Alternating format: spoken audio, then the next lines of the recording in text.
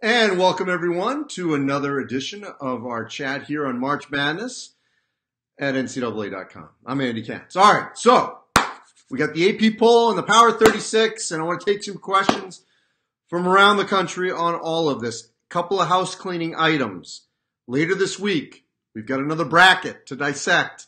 We're going to start doing this a little bit more regularly. Next week, week after, little mini break. And then it's going to be hitting you every week in February, okay? So, that to look forward to. Power 36 is available on March Madness as well as NCAA.com. Player of the Week, Marcus Howard. Phenomenal, phenomenal, phenomenal. Just watch what he did against Creighton in overtime. Team of the Week, Ole Miss. Knocking off Auburn at home, and then the rival Mississippi State on the road. Also this week, we will have an interview with Killian Tilly from Gonzaga. Of course, track what happens in the country as things develop, because we will, of course, get reactions from around the country. We do that on a nightly basis when it's applicable. Also, we will have the March Madness 365 podcast available midnight Pacific time tonight, so more on the East Coast in the morning. Guests include South Carolina's Frank Martin and Texas Tech's Jarrett Culver. All right, so let's get to a little of the Power 36 AP poll that I'm going to take your questions. First of all, not much has changed in the top 7. Nothing has changed, essentially.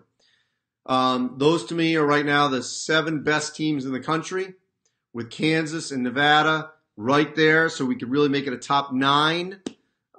Kansas played very well without Udoka Azubuike over the week. So let's see, maybe that's just the way they're going to be. A little smaller, obviously, they're going to have to be. I still have a lot of faith in the Jayhawks. Maybe not winning the national championship now, but certainly winning the Big 12 with them or Texas Tech. Trying to go for 15 straight. Okay, beyond that, I challenge all of you, because beyond that, you could start to put in a lot of different teams in a number of different orders. I still feel very comfortable with, in some order, as you see here, Virginia Tech, Houston, Ole Miss. Get to them in a minute. Unbelievable job of Kermit Davis doing. Maryland, great week. Villanova, Marquette, Buffalo, LSU, North Carolina, NC State, Louisville. Louisville was not in last week. I've got them in this week. Bad loss to Pitt, but then they handled North Carolina. Auburn, Oklahoma, Iowa, huge leap up. They've won 3 in a row, finally breaking through on the road, knocking off Northwestern. UCF, they're my preseason favorite in the American. Now they're back in the Power 36. Temple with a win over Houston. Florida State, they're at 11 in the AP poll. I dropped them. I know they lost at the buzzer essentially to Duke. But they got hammered by Virginia. So to me, they're in that next tier. If you put them at 11, you're saying to me, they're right there, okay? They're not right there with Virginia and Duke, okay? So they haven't proven it yet. They didn't beat either one. So that's why I've got them down a notch. Minnesota, Purdue, Arizona, Washington, give the Pac-12 a little love. 4-0 starts for both those schools. Not saying they're getting into the NCAA tournament, but right now they're playing well, so I'm going to give them some. Cincinnati with an overtime win over UConn. They've bounced back from that East Carolina loss. They won at Tulsa. St. John's. Okay, what do we do with St. John's? A week ago, I had them number 10. Here's the deal with St. John's. They did lose to DePaul at home with Shamari Pons. They're a completely different team without him. Okay? The Villanova game on the road got away from them. So they lost twice last week. So, the Pons situation is troubling. Where does he stand? What's going to happen with him? What is this team like if they have to rely too much on him? So that's why I dropped them. And they're not in the AP poll right now. Seton Hall, I didn't give up on them yet either. They split games last week. Indiana lost, but they're playing great competition at the top of the Big Ten. They're clearly in that 3 through 10 group I've been talking about all season long in the Big Ten. And Kansas State, welcome back. K-State got Dean Wade back. They win at Iowa State. So Iowa State dropped out. They lost at home. Ohio State dropped out. They've lost 3 in a row. Mississippi State dropped out. They lost at home. Also dropped out Wisconsin. Another loss at home. And there's one more that Missouri. Missouri lost to South Carolina. They dropped out. South Carolina, by the way, 3-0. I debated whether or not I should put them in. They're right there on the precipice. So, yes, I'm going to get to these questions, but question here about why Ohio State isn't there. They've lost 3 in a row. So I'm going to mix and match here, if I can get to this question from Tom about Maryland. They're playing great. Their losses to Virginia, Purdue, Seton Hall earlier in the season. Purdue was on the road. I've got Maryland in the number 14 spot. Where are they in the AP poll? They are shockingly number 19. Okay, I was going to say, wait a minute, make sure they're in there. All right, that'd be ridiculous if they weren't. Great to see in the AP. I'm going to give some AP love here. Ole Miss getting respected here at 18. Maryland getting some love at 19. Glad to see that. You can debate whether or not Indiana, they look like a top 25 team, but they haven't played like it against elite competition. So I get that. Mississippi State, I wouldn't have them in the top 25, as you can see. I don't even have them in my Power 36. They lost at home to a very good Ole Miss team, but still. I think Florida State's too high in the AP. I put Maryland higher. I might have put Auburn a little lower. Gary wants to know, can I get a read on UNC? They're inexperienced in some key positions. I saw them in Las Vegas, and I saw them actually at their best, and I wouldn't say their worst, but you can see both sides of this team. They've got a lot of talent, but it's not elite talent. They basically have like really good veteran players as the experienced guys. So I think they're going to be a team that, yes, could they get to the Sweet 16 in the right matchup? Sure. At one point this season, I thought they were a Final Four team. I do not think that anymore. Joey Williamson, Duke, really? How could I have them fourth? I've had them fourth for weeks.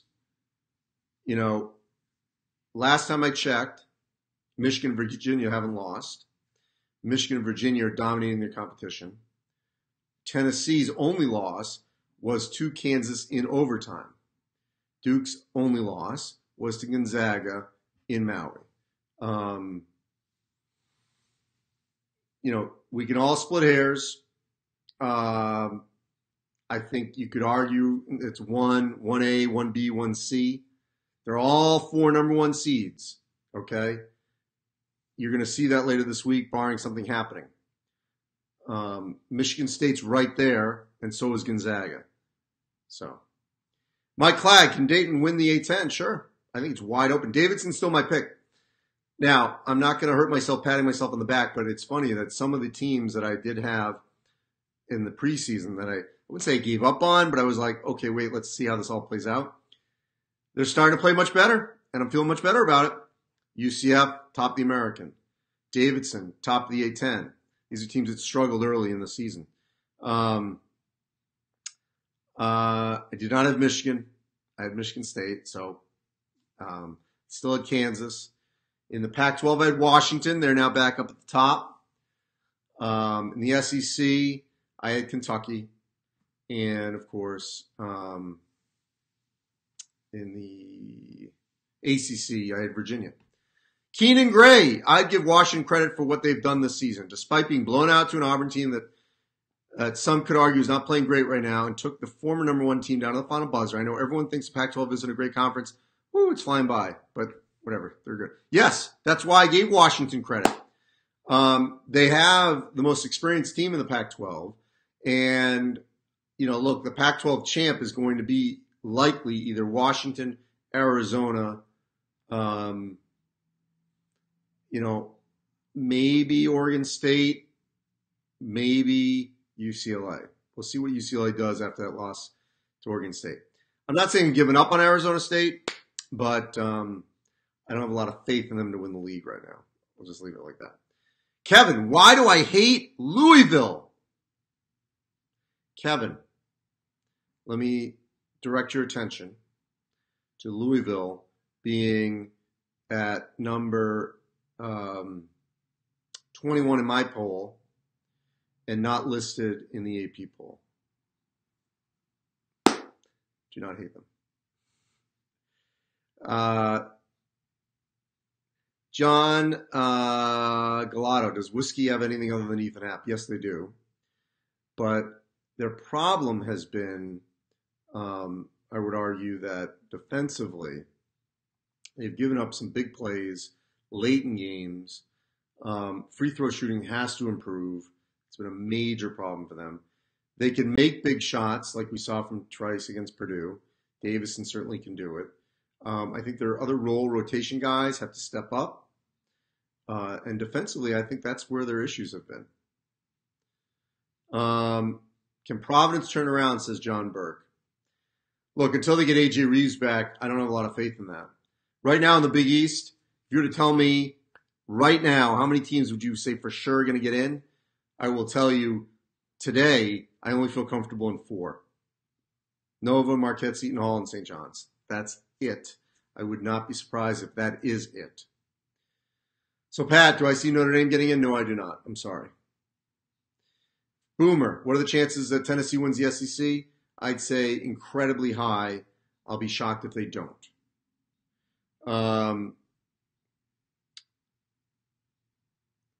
Austin wants to know, how did Kentucky move up after losing? Well, are you referencing their Alabama loss? This is a Kentucky team that is really, really good at home and has had these same sort of issues on the road in the SEC that we've seen consistently over the year. And I'll tell you, part of the problem about moving teams up and down right now is all these teams have flaws outside of that top 9.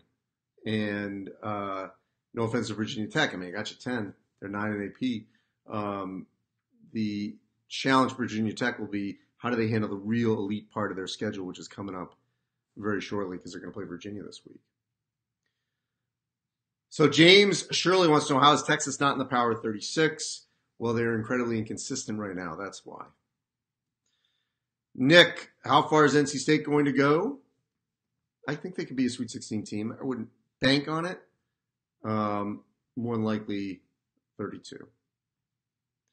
Dennis says only 4 teams have a chance of winning it all. Duke, Tennessee, Virginia, Michigan. No, that's not true at all. I love the Zags. Michigan State.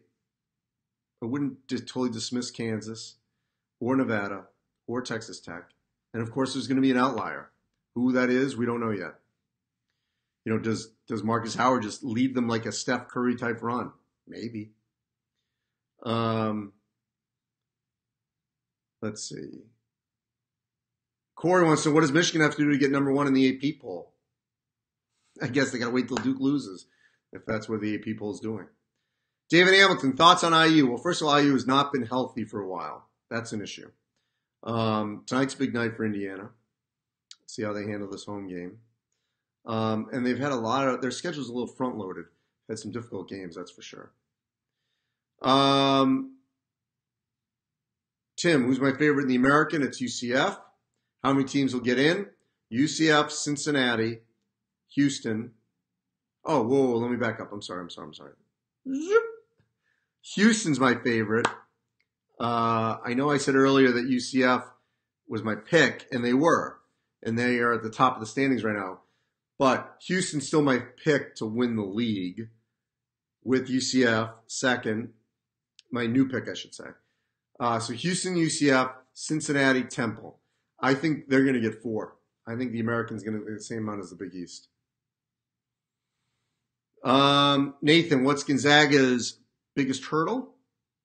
I'll tell you, I think it's turnovers. It's the guard play, it's the ball handling, it's handling pressure. I love Josh Perkins. Now that Geno Crandall's back, I think it'd be nice to see if they could reset that North Carolina game with Crandall and Tilley. But that, I think, is the biggest issue for them going forward. That's the one.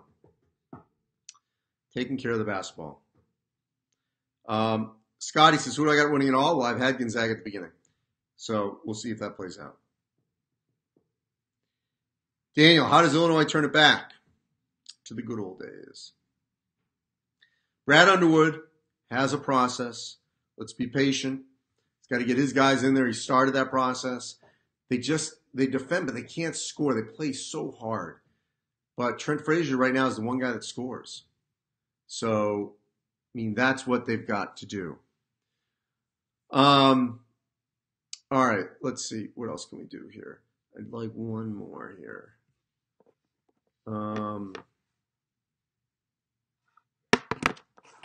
One more if we can. Another question here.